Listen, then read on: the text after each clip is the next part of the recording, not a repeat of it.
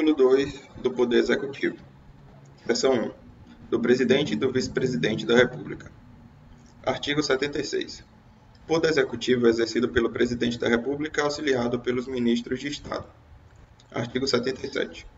A eleição do Presidente e do Vice-Presidente da República realizar-se-á simultaneamente no primeiro domingo de outubro, em primeiro turno, e no último domingo de outubro, em segundo turno, se houver, do ano anterior ao término do mandato presidencial vigente. Parágrafo 1º. A eleição do Presidente da República importará a do Vice-Presidente com ele registrado. Parágrafo 2º. Será considerado eleito Presidente o candidato que, registrado por partido político, obtiver a maioria absoluta de votos, não computados os em branco e os nulos. Parágrafo 3º.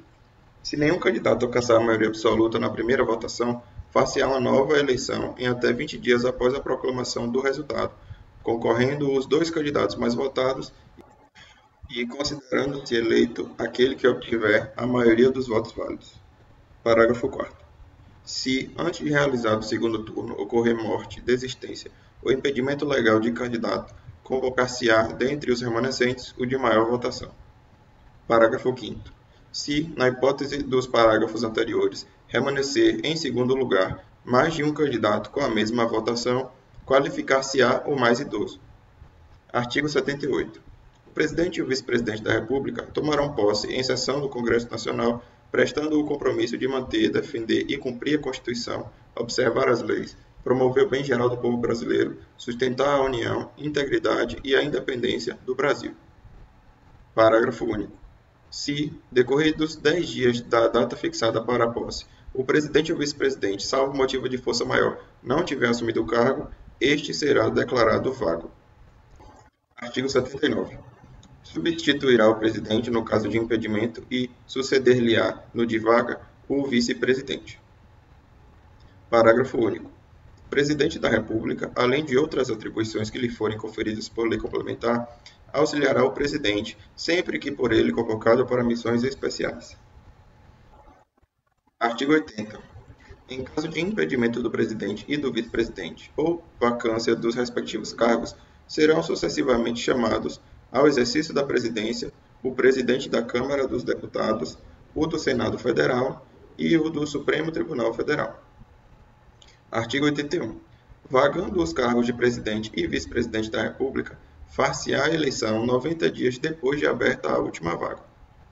Parágrafo 1º. Ocorrendo a vacância nos 2 últimos anos do período presidencial, a eleição para ambos os cargos será feita 30 dias depois da última vaga, pelo Presidente do Congresso Nacional, na forma da lei. Parágrafo 2º. Em qualquer dos casos, os eleitos deverão completar o período de seus antecessores. Artigo 82. O mandato do Presidente da República é de 4 anos e terá início em 5 de janeiro do ano seguinte ao de sua eleição. Artigo 83. O Presidente e o Vice-Presidente da República não poderão, sem licença do Congresso Nacional, ausentar-se do país por período superior a 15 dias, sob pena de perda do cargo. Seção 2. Das atribuições do Presidente da República. Artigo 84. Compete privativamente ao Presidente da República, inciso 1º, nomear e exonerar os ministros de Estado, inciso 2º, exercer com auxílio dos ministros de Estado a direção superior da Administração Federal, inciso 3º, iniciar o processo legislativo na forma e nos casos previstos nesta Constituição, inciso 4º, sancionar, promulgar e fazer publicar as leis, bem como expedir decretos e regulamentos para a sua fiel execução, inciso 5º, vetar projeto de lei total ou parcialmente. Inciso 6º. Dispor, mediante decreto, sobre: a linha A. Organização e funcionamento da administração federal, quando não implicar aumento da despesa nem criação ou extinção de órgãos públicos. A linha B. Extinção de funções ou cargos públicos, quando vagos. Inciso 7º. Manter relações com estados estrangeiros e acreditar seus representantes diplomáticos. Inciso 8º. Celebrar tratados, convenções e atos internacionais sujeitos a referendo do Congresso Nacional. Inciso 9º. Decretar o estado de defesa e o estado de sítio. Inciso 10º. Decretar e executar a intervenção federal. Inciso 11º. Remeter mensagem e plano de governo ao Congresso Nacional por ocasião da abertura da sessão legislativa, expondo a situação do país e solicitando as providências que julgar necessárias. Inciso 12. Conceder indulto e comutar penas com audiência, se necessário, dos órgãos instituídos em lei. Inciso 13. Exercer o comando supremo das Forças Armadas, nomear os comandantes da Marinha, do Exército e da Aeronáutica, promover seus oficiais generais e nomeá-los para cargos que lhes são privativos. Inciso 14. Nomear, após aprovação pelo Senado Federal, os ministros do Supremo Tribunal Federal e dos Tribunais Superiores, os governadores de territórios, o Procurador-Geral da República, o presidente e os diretores do Banco Central e outros servidores, quando determinado em lei. Inciso 15. Nomear, observado o disposto no artigo 73, os ministros do Tribunal de Contas da União. Inciso 16. Nomear os magistrados, nos casos previstos nesta Constituição, e o Advogado-Geral da União. Inciso 17. Nomear membros do Conselho da República, nos termos do artigo 89, inciso 7º. Inciso 18. Convocar e presidir o Conselho da República e o Conselho de Defesa Nacional. Inciso 19. Declarar guerra, no caso de agressão estrangeira, autorizado pelo Congresso Nacional ou referendado por ele, quando ocorrida no intervalo das sessões legislativas, e, nas mesmas condições, decretar total ou parcialmente a mobilização nacional. Inciso 20. Celebrar a paz, autorizado ou com o referendo do Congresso Nacional. Inciso 21. Conferir condecorações e distinções honoríficas. Inciso 22. Permitir, nos casos previstos em lei complementar, que forças estrangeiras transitem pelo território nacional ou nele permaneçam temporariamente. Inciso 23. Enviar ao Congresso Nacional o Plano Plurianual, o projeto de lei de diretrizes orçamentárias e as propostas de orçamento previstos nesta Constituição. Inciso 24. Prestar anualmente ao Congresso Nacional, dentro de 60 dias após a abertura da sessão legislativa, as contas referentes ao exercício anterior. Inciso 25. Prover e extinguir os cargos públicos federais na forma da lei. Inciso 26. Editar medidas provisórias com força de lei, nos termos do artigo 62. Inciso 27. Exercer outras atribuições previstas nesta Constituição. Inciso 28. Propor ao Congresso Nacional a decretação do estado de calamidade pública no âmbito nacional, prevista nos artigos 167b, 167c, 167d, 167e, 167f, 167g desta Constituição. Parágrafo único. O Presidente da República poderá delegar as atribuições mencionadas nos incisos 7º, 12 e 25, primeira parte, aos ministros de Estado, ao Procurador-Geral da República ou Advogado-Geral da União, que observarão os limites traçados nas respectivas delegações. Seção 3. Da responsabilidade do Presidente da República. Artigo 85. São crimes de responsabilidade os atos do Presidente da República que atentem contra a Constituição Federal e especialmente contra: inciso 1º, a existência da União; inciso 2º, o livre exercício do Poder Legislativo, do Poder Judiciário, do Ministério Público e dos poderes constitucionais das unidades da Federação; inciso 3º, o exercício dos direitos políticos, individuais e sociais; inciso 4º, a segurança interna do país; inciso 5º, a probidade na administração; inciso 6º, a lei orçamentária; inciso 7º, o cumprimento das leis e das decisões judiciais. Parágrafo único. Esses crimes serão definidos em lei especial, que estabelecerá as normas de processo e julgamento. Artigo 86.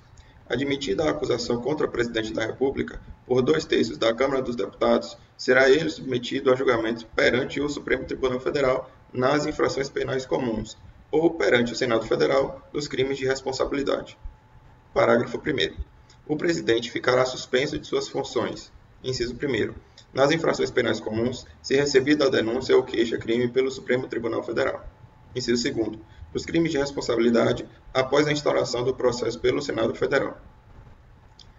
Parágrafo 2º. Se, decorrido o prazo de 180 dias, o julgamento não estiver concluído, cessará o afastamento do Presidente sem prejuízo do regular prosseguimento do processo.